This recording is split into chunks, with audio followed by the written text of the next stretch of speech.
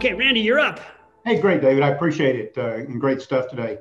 I'm 66 and I'm COVID retired, if you will. Basically, the job went away and I'm just kind of looking at what I want to do going forward. But I'm just wondering, what different advice would you give for folks that are, say, in my age bracket, maybe even a little older, who are starting to look at the money they've got currently invested in 401s and looking at the tax impact of that, just kind of mapping out the next 5 to 10 years of financials versus being 20 years old, looking at the next 40 years.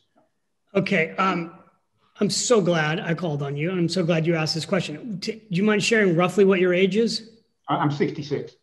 66. Okay. First of all, just put this in perspective. Most of my talks are for people your age, because my financial service company, all the talks I do are for people, typically our clients are between the ages 60 and 85. That's when people retire. So let me give you, as quick as I could, almost like a mini little seminar on what I say in these talks. Outstanding. But everybody can learn from it. Okay, so there are, and this is not just me, it says, this is like the financial service industry. There are 3 stages to retirement, traditionally. Stage 1 is what's called the go-go years. The go-go years are from age 60 to roughly 70, first decade. Then there are the slower go. Then there's the second stage, the slower go years. Those are typically 70 to 80. And then there's the third stage, which I refer to often as won't go. Now, typically that's the man who won't go, because honestly, it's usually the man who, if he lives to be over in his 80s, doesn't have the help to go on the same trips that his wife wants to go to, if they're still married. So what I share with our clients is this. The number one reason you do a financial plan is to do not treat these 30 years of retirement, because that's about an average retirement is somewhere between 20 to 30 years. What the financial service industry has done is scare people so much about running out of money that retirees who did a good job of saving money don't spend any. And what I believe is that in retirement, you want a financial plan done, ideally a financial advisor you can trust, because you want to see in black and white permission to start spending money. Most of our clients, and this is not a solicitation on any part, I'm not asking for any of you to hire us. Most of our clients, the issue is not, are they going to run out of money? Most of our clients, they need to go spend more money, believe it or not. So what I would tell you, because you're 66, is start thinking through, like, what do you really want to do with your life? And once you've got the plan done, start enjoying the money and have fun. Go have fun with it. You're going to be able to do things at 66 that you can't do at 76. It's just a fact. And the other thing I'd say to anybody here, because I talk about this, is that the next 10 years of your life at any age, statistically, the next 10 years of your life are the healthiest years of your life at any age. So you need to treat these next 10 years like they're your years. Here's the beauty of where you are right now. You have, hopefully, Randy, it sounds like you got money, you have health, you have friends, you have family. Like in your 60s, you have all these things around that you can enjoy.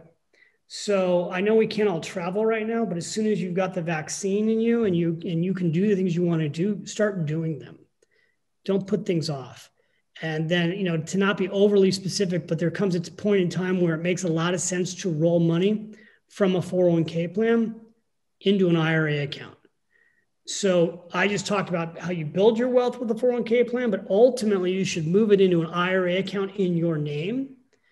And then it's very important that you have the beneficiaries up to date, whoever the beneficiaries need to be. And there should be contingent beneficiaries there. Often people have their spouse as a beneficiary, but they haven't put contingent beneficiaries in case their spouse passes away. And often 401k plans, the old ones, were not set up with contingent beneficiaries. All of you should be checking out, making sure your beneficiaries are up to date. Especially if you're in a second marriage. Sometimes people don't get around to taking, I don't know how this is possible, but they don't take their exes off the beneficiaries, believe it or not. So yeah, these are all important things. So I don't know, Randy, I hope that was helpful. Absolutely. It was great. And I think the key thing there is to enjoy where we are and look at what we're doing now and not be so worried. Because I think you're right. I think so many folks that I've talked to and heard from are saying, well, if you live to be 90, you got to think about how much money that's there. But when you really start thinking about it, do you want to just sit around and do nothing for the next 25 years waiting to see if you've got any money left at 90? Yeah. And the last thing, you didn't ask me about Social Security, Randy, but I'm a huge proponent of taking the exact opposite of what people say. Our clients who don't need Social Security, I push them to take Social Security early. And people, well, but I don't need the money. I know you don't need the money. Great. So travel first class, buy a new car, give the money to the grandchildren, take a cruise. Like if cruises ever come back, they will. Then just go enjoy it. It's like extra icing on the cake. So I throw that out there. Absolutely. I did the math on that back last summer when I got into this COVID retirement. And I looked at if I delayed for another 6 years drawing my Social Security, it would take me 12 more years after that to get back to zero. And I just said, that makes no sense. So we started drawing right away. Makes no sense. Yeah. The government wants you to wait, which is a great sign that you should take it early also. Absolutely. All right. Thanks, Randy. Great to have you here. I appreciate the question. Hi, Michelle. Hi, David. How are you? Thank you so much. You're amazing. I'm loving these trainings with you. So thank you for what you're offering. So quick question. I'm going to stick with focus. I could sit here and talk to you all day long, but I'm going to stick with focus. So I have a full-time job, like where I'm a director in a hospital. So I have a lot of employees and tasks. And then I also am an entrepreneur coach. And I have 2 daughters, preteen girl and a teen girl, and a lot of activities. And I find myself, I'm doing all the things that BRENDON recommends. I have my high performance planner. I actually have a planner, and then I have my high performance planner. Like I'm a planner, right? You have to plan. But I find that sometimes I forget about what my goals are. Even though I have, I have these goals, I lose focus. And so do you have these lists for all the different places, like your personal, your work, your home, all the stuff? How do you do that?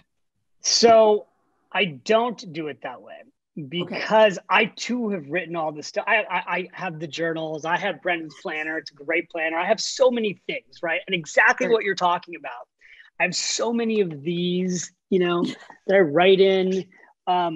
But what I do, I actually have a couple processes that are very simple. One is I have a journal at home that I write in every day. So that's where I do my personal talking to myself journal. This here is my work journal. This is what I'm using when I'm working. So I've got a work journal. I've got a personal journal. I've been writing in personal journals since my 20s. Since I heard I think it was Tony Robbins say, if your life is worth living, your life is worth recording. Mm-hmm. And I just, it's such a gift to be able to go back and read your journals. I go back and I reread my journals all the time. Where was I a year ago? What was I thinking about 2 years ago?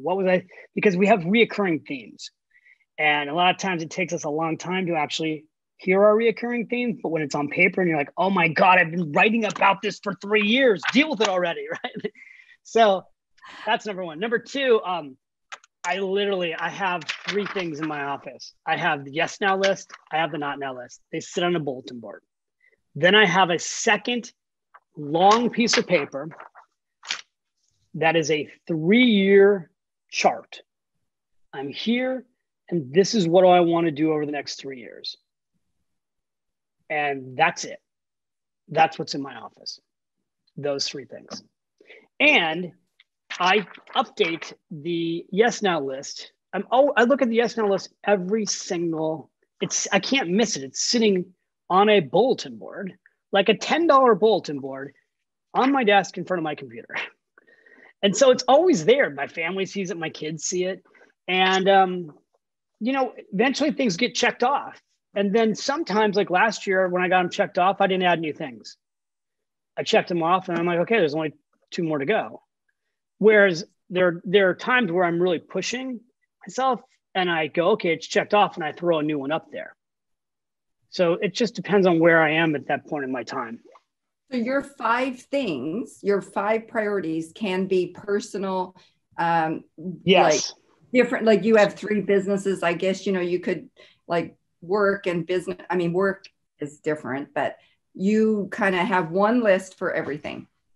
Yep. I mean, like if you were to look at my list right now, I'll just tell you what it says right now. Like literally my number one is my ankle. And the reason, and also I write down my why. That's why I have, why are you serious? Why are you ready to focus on this? So, everything that I want for my life revolves around about being active. I moved to Europe so I could travel all over the world. I'm 54. If I can't walk, I can't travel with my wife the way I wanted to. So like super big clarity, like I want to be able to just go out and walk with my wife, but I really want to be able to ski in a year. I really want to be back on a bike. So I have like all the reasons why I need to do all this work. Like going to physical, I'm back going to physical therapy 5 hours a day. After a while, it is not fun and it is boring and it hurts. I'm the rehab director. So I actually am the rehab director. So I'm wow. Where are you located? I'm in Sandpoint, Idaho, northern Idaho. Yeah. Mm-hmm. No, and then everybody's so nice to me at this rehab facility, and they're all Italian. They all speak Italian, but some of them speak a little English with me. But I got huge clarity around the why. It's really important to dig in under the why. If you look at, so that's number one. Number two, I happen to be it's been a 6-month progress. It's been on the list from last year. It didn't get finished, but we've been working on the audio update to Smart Women Finish Rich. Mm-hmm. By the way, that project, the audio update to Smart Women Finish Rich, because I updated the book and it's so much work to do these audiobooks, has been sitting on the not now list for 3 years. So it was important for me to do it, but it was not important enough for me to do it. But I never forgot about it. The reason the not now list is so important is that there are things you want to do. You don't want to forget about them. I knew I wanted to get it done, but it wasn't a priority the last 2 years. Finally, it wasn't a priority last year. It's going to get done in the next 90 days. So that's on my list. GrowthDay is on my list. Now, interestingly enough, and here's a great example of how this works in the real world. GrowthDay was not on my list on December 29th. December 29th, where's my buddy Brendan, sends me a text. Hey, buddy, can you get on this New Year's Day call with me? What? Sure. I mean, and for anybody but Brendan, the answer is no. I'm on vacation. First of all, I am always on vacation on New Year's. I never work on New Year's. I don't work in the summer. I don't work for most month of December. But Brendan texts me, and I'm literally on vacation. I'm at a spa, and Alicia's like, you're seriously going to get on this live event with Brendan on New Year's Day? I'm like, yeah, it's Brendan. I love the guy. Okay, next thing I know, there's this thing called GrowthDay. Buddy, it's just 45 minutes once a month. Okay, I've been around long enough to know my buddy Brendan, who I love, nothing is 45 minutes. No big deal. If I'm going to present to you guys for an hour, I'm going to prepare for 10, right? Like I don't just show up at these things. This is a keynote to the next level. So something like GrowthDay is a great example. This is at minimum 100 hours of commitment of my time for the year. I share that with you because when I decided to do GrowthDay, I had to take things off this list. So GrowthDay is sitting here at number 3. What got moved off this list? 2 things got moved off this list when I got hurt and decided to do GrowthDay. I had 2 books planned. I know how much time those books were going to take, even though I've got a huge team around me telling me it's not going to, everybody always tells you it's not going to take a lot of time. Everything takes more time than people tell you it's going to take. I don't care how good at this stuff you get. Everything takes more time. It's like redoing your house. The person comes over and says, it's going to be a 6-month project. Yeah, that meant a year. It's going to cost 50 grand. That meant 100 grand, right? Like whatever it is, things are they always take longer and cost more. So point being, when I committed to GrowthDay, I'm like, it's not going to be one of those things that I'm regretting. I'm going to show up fully present, no matter what, do the work to deliver to thousands of you because I want to make the impact. This is like a way for me to give back. But something else has got to come off my list. I have on here so I'm just literally, you asked the question. I have on here personal finances. I have a whole bunch of specific things that I want to clean up this year related to my family's financial life that are like detail stuff. Partially because I thought I was going to die back in October when I went to an emergency room thinking I had a brain hemorrhage. And I'm like, oh my God, like my wife needs to know where the will is and the insurance and all the stuff I talk about. So there's all these things that are personally related that are on this list that I want to have done this year. And the last thing is extreme family time with my parents and my friends back home. So I'm going home now to see my parents who finally got the vaccine, and I'm going to spend a month with my parents. They don't even know that yet, unless my mom's on this call. But I'm like, hey, I'm coming to visit you guys. But I'm going to spend a bunch of time with my parents because my dad's going to be 81 this month. And my mom is, well, my mom won't want me to tell how old she is, but she's also getting close to that age. So I'm going to go home. And so that's on my list. And so a bunch of things are over on the not now list. And once these things get done, then the not now list, there might be things that come over there. Sorry, that was a long answer to your question, but No, it's good. It's good. Sometimes I just like, there just seems to be so many that is that feels like it's a priority.